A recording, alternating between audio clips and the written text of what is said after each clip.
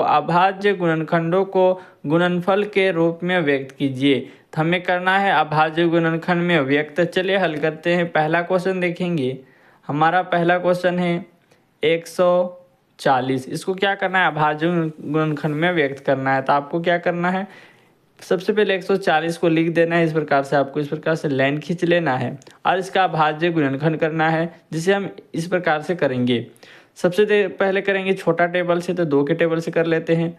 2 सते 14, तो यहाँ पे आ जाएगा 0। अब देखेंगे 2 के टेबल से ये फिर जा रहा है, तो फिर 2 के टेबल से करेंगे।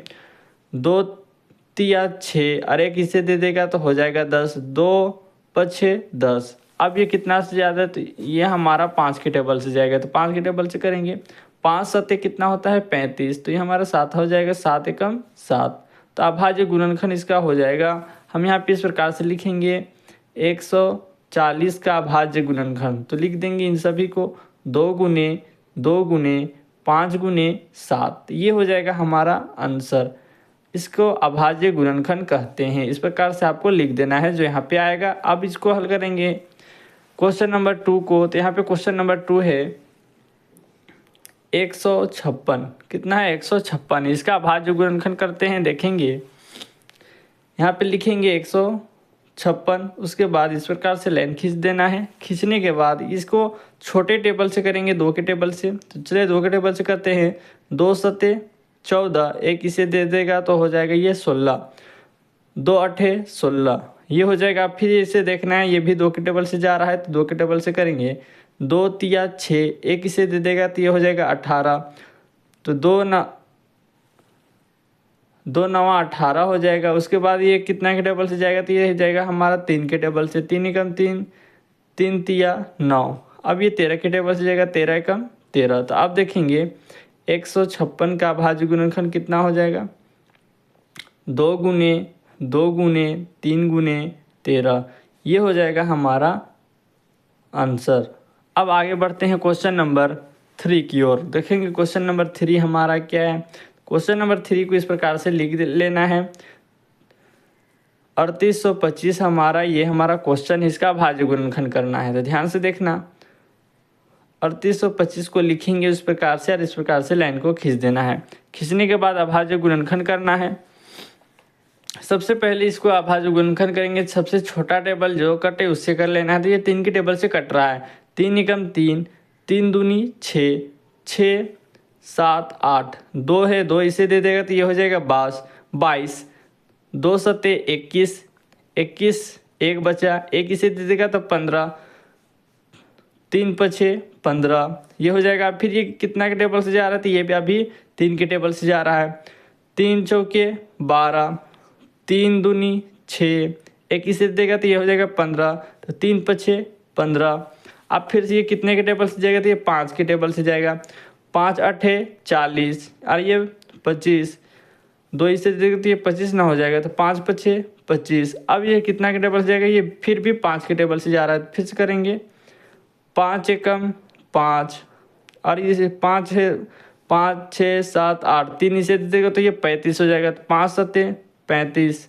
फिर ये 17 के टेबल से जा रहा है, तो डायरेक्ट 17 के टेबल से करेंगे, क्योंकि इसका छोटा टेबल ये किसी से नहीं कटेगा, ये 17 है, इससे कटेगा। 17 एकम 17। इसका अभाज्य गुणनखंड इस प्रकार से हम लिख लेंगे। 3 गुने 3 गुने 5 गुने 5 गुने 17। तो ये हो जाएगा इसका आंसर। आगे बढ़ते हैं क्वेश्चन नंबर 4 की ओर। अब देखेंगे क्वेश्चन नंबर 4। इसका अभाज्य गुणनखंड करेंगे। सबसे पहले हमको क्वेश्चन को लिखना है 500 5005। उसके बाद इस प्रकार से लाइन खींच देना है। ये कितना के टेबल से जाएगा, सबसे छोटा टेबल 5 के टेबल से जा रहा है, तो 5 के टेबल से करेंगे। 5 एकम 5, 0 है तो 0 बैठा देना है। 5 एकम 5। अब देखेंगे कितना के टेबल से जा रहा है, तो सबसे छोटा टेबल 7 के टेबल से ये कट रहा है। 7 एकम 7, 7 और 3 हो जाता है 10, तो 3 हम इसको दे देंगे, ये हो जाएगा 30। 7 चौके 28, 28 29 30, 2 इसे देगा तो ये 21 हो जाएगा। 7 तिया 21। अब ये 11 के टेबल से जा रहा है। 11 एकम 11, 11 में ये 3 इसको दे देगा, तो ये हो जाएगा 33, 11 या 33, फिर ये हमारा 13 के टेबल से जा रहा है, 13 एकम 13। अब इसका अभाज्य गुणनखंड कर देना है 5000, 5 का अभाज्य गुणनखंड, तो ये हमारा हो गया 5 गुने 7 गुने 11 गुने 13, ये हो जाएगा हमारा आंसर। अब आगे हल करते हैं क्वेश्चन नंबर 5। क्वेश्चन नंबर 5 देखेंगे, इसका अभाज्य गुणनखंड कर लेना है। तो कैसे करेंगे ध्यान से देखना। सबसे पहले इसको लिखेंगे, उसके बाद हमको करना क्या है, सबसे छोटा टेबल जिससे ये जाए, जिससे ये जाए, तो ये 17 के टेबल से जाएगा, तो डायरेक्ट 17 के टेबल से करेंगे।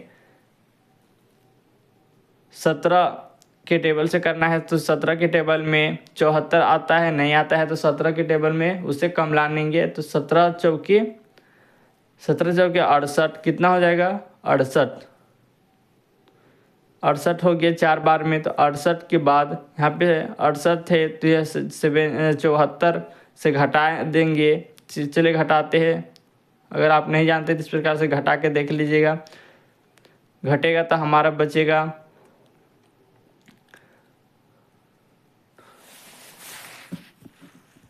तो ध्यान से देखेंगे, 17 चौके कितना हो गया 68, 68 में 74 को घटाएंगे, 74 में 68 घटेगा तो 6 बचेगा, 6 बचा तो ये अब क्या होगा, ये 6 2 से ज्वाइंट हो जाएगा, तो हो जाएगा हमारा कितना 62, कितना हो जाएगा 62। अब 17 के टेबल में 62 लाना है, तो मैं आपको बता दूं, अगर आपको टेबल याद ना हो तो इस प्रकार से आप कर सकते हैं। जैसे कि 62 हमें लाना है, कितना लाना है 17 के टेबल में 62 लाना है, तो यहाँ पे देखेंगे 17 के टेबल में 62 तो नहीं आएगा, 68 आ रहा है, तो उससे कम लाएंगे तो 3 बार में 51 है, तो यहाँ पे लिखेंगे 17 तिया क्या होता है 51, तो माइनस कर देंगे 51 को, तो हमारे पास क्या बचेगा 62 में 51 घटाएंगे तो हम यहाँ पे बचेगा 11। जब 11 बचेगा तो 11 को 9 से क्या कर देंगे ज्वाइंट कर देंगे, तो हो जाएगा 119। अब हमको 17 के टेबल में 119 लाना है, कितना लाना है 17 के टेबल में 119 लाना है। तो यहाँ पे देखेंगे 17 के टेबल में 119 आता है 7 बार में, तो यहाँ पे हम लिख देंगे 17 के टेबल 17 सते 119 आ गया। अब यहाँ पे आपको करना क्या है, अब यहाँ पे देखना है ये कितना के टेबल से अब ये कटेगा, तो ये 19 के टेबल से कटेगा। ध्यान से देखिएगा, ये 19 के टेबल से कटेगा, तो 19 के टेबल में 43 लाना है, तो 43 नहीं आएगा तो कितना आएगा, तो मैं आपको बता दूँ 19 के टेबल में 43 नहीं आता है, 43 से कम लाएंगे 2 बार में, कितना आएगा 38, कितना आएगा 38। तो 38 में 43 को माइनस करेंगे, क्या करेंगे माइनस करेंगे, तो हमारे पास कितना बचेगा, तो हमारे पास बचेगा 5, कितना बचेगा 5 बचेगा। अब आपको करना क्या है, 5 को 7 से जोड़ देना है, तो ये हो जाएगा 57, कितना हो जाएगा 57। अब 19 के टेबल में 57 लाना है, 19 के टेबल में 57 कई बार में आता है, तो 19 के टेबल में 57 आता है 3 बार में, तो ये हो जाएगा 19 तिया 57, ये खत्म। अब आ जाएगा इसका पारी, अब इसे 23 के टेबल में डायरेक्ट कर देंगे, तो ये हो जाएगा 23 एकम 23। अब इसका अभाज्य गुणनखंड हो जाएगा, कितना हो जाएगा 17 गुने 19 गुने 23, तो ये हो जाएगा इसका आंसर। हेलो फ्रेंड्स, अगर वीडियो आपको अच्छी लगी हो तो लाइक करें, सब्सक्राइब करें, आने वाला नोटिफिकेशन आपको सही समय पर मिलती रहे।